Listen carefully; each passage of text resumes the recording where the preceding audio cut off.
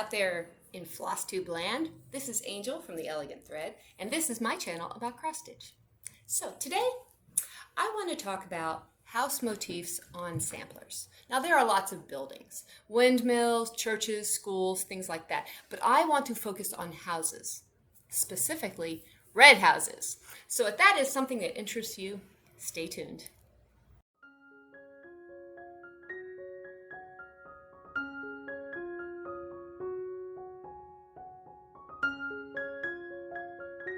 Welcome back. I made some notes and I'm probably going to be glancing down at them, so my apologies for that, but here it goes. House motifs on samplers. They originated in 18th century samplers. You might think, hey, samplers go way back before the 18th century, and they certainly do. The earliest the earliest known, still existing hand embroidery sampler, I believe, was in the 1600s. Don't quote me on that, but you can visit the Victoria and Albert Museum, their website, and they'll talk about the earliest known samplers. These were usually samplers that were filled with like bands of repeating patterns, and those patterns were used to decorate household linens, clothing, things that were identifiable for people and for households, because often laundry was done in a very centralized area of the town, and you had to get back your linens. And you had a lot, it showed your wealth and your success if you had a lot of really finely done embroidery on your clothing. So these early samplers, they were just a record of stitches and patterns way before the printing press. That's how we did it back then. Cross stitch to the rescue.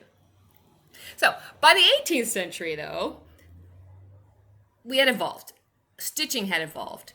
It wasn't a leisure activity yet, but it included more like personalized, regionalized, localized details on the samplers, and quite often things that meant something to the actual stitcher.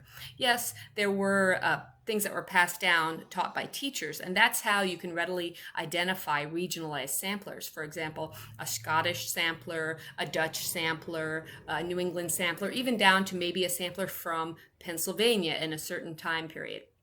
Because the patterns were actually handed down through teachers to their students.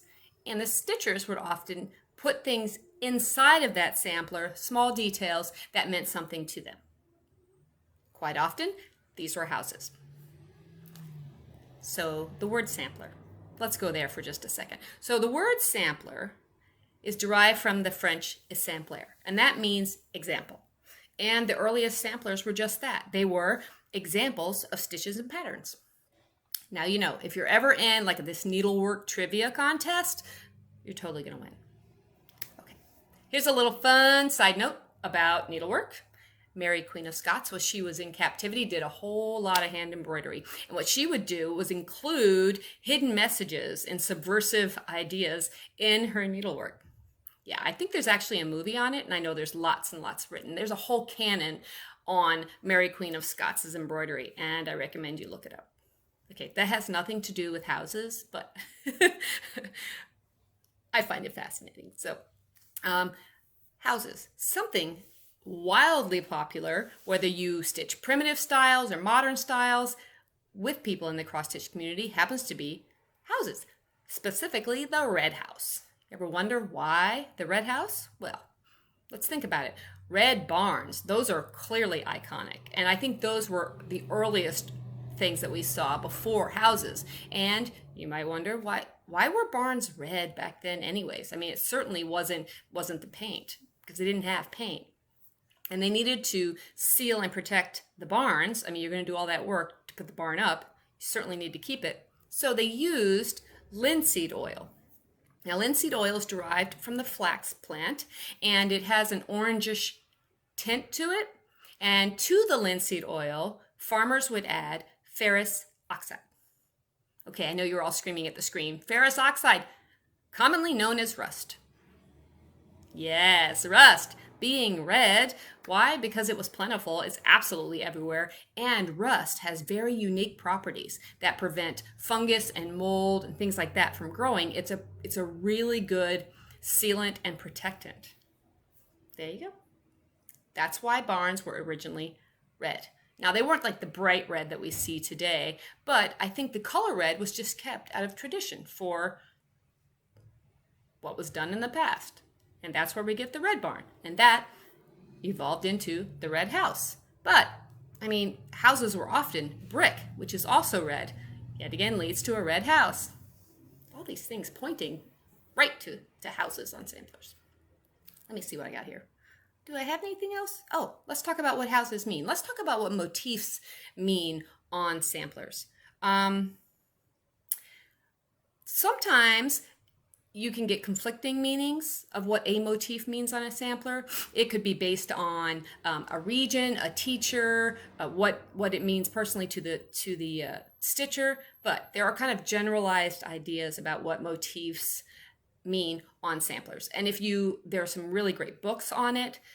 But if you want a really quick reference, the Hands Across the Sea website has a whole area on motifs and their meanings. So often houses in general meant kind of hospitality, community, family, things like that. So you often see them on samplers.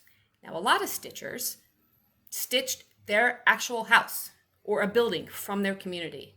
And I believe there actually are a few samplers out there, and there's one Hands Across the Sea sampler in particular, that town in England and that building that's on the sampler still exist. And it's a really good representation of it. That's kind of fascinating. Now, I mean, nowadays we have those programs, so like you take a picture, you scan it in, you can do a whole cross stitch on it. Usually they're full coverage kind of things. But we're talking back in the 18th century. That's fascinating that these girls were able to identify so readily the buildings or their family home. Quite often, it was a red building, unless it was a church or something. I don't think churches were often stitched in red. Anywho, so people who cross-stitch, at least a lot of people that I know that cross-stitch or do hand embroidery, we're continuing on a historical art. So since it is historical, it's based in history, that's why we maintain traditions. That's why we all love traditions. That's why we love red houses. Let's see, what else? That's just my 2 cents on it. So I'm sure there are other reasons why red houses on samplers are wildly popular, but I think it has to do with tradition, it has to do with our love of history, and it goes all the way back to red barns and why they were red and motifs meaning something to the stitcher. Now, I don't have a degree in art history, so don't come saying, oh, that's not really what it means. Hey, I don't know. If you have something to add, or if you know why houses are generally red, or why we love red houses so much, please drop me a line, make a comment so that everybody can read it. So, in honor of the birthday of the United States of America, I know I am terribly late. That was earlier in July, but at least it's still July. I have a free pattern on my blog, on my website, theelegantthread.store. You just go to blog, and on there you'll find all of my free patterns. I have one for the month of July that has a red house. So if you enjoyed this conversation and you want to stitch a red house, go to my website, pull it down, share it with your friends. Even better, stitch one for another stitchy friend they don't even know about, and it'll be a special gift. Everybody loves to get stitchy mail. Everybody.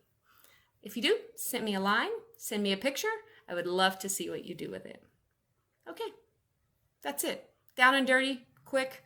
I've been stitching models, so I don't have a whole lot to show you. No leisure stitching here, and I don't think I'm going to be done with the model that I'm currently stitching in time for market next month. Oh, I am so sorry. But I do have 6 new releases coming out at market. 3 kits, and the rest are charts, a couple of ornaments since Christmas is coming up. I know you're like, oh, it's summer, don't even talk about it, but you have to start your Christmas stitching before Christmas if you want to actually give them to people. And all those ornament exchanges that go on. So I have 2 ornaments that will be new for this year. And that's about all. Next time I'll share with you some fabric that I have in my some haul that I bought, and I kind of have been on a little bit of a fabric kick. So I have a lot of it. Stand by. But I've been designing so many things, and a lot of them are samplers or sampler type things, and I just love all these different colors and styles of linen. So I think we're all kind of addicted to linen and floss and things like that. Let's be honest, that is part of being a cross stitcher. So I hope you have a really great day. I hope you get some stitching in. Share your smile. If you see somebody with that one, give them yours. So happy stitching. Talk to you next time.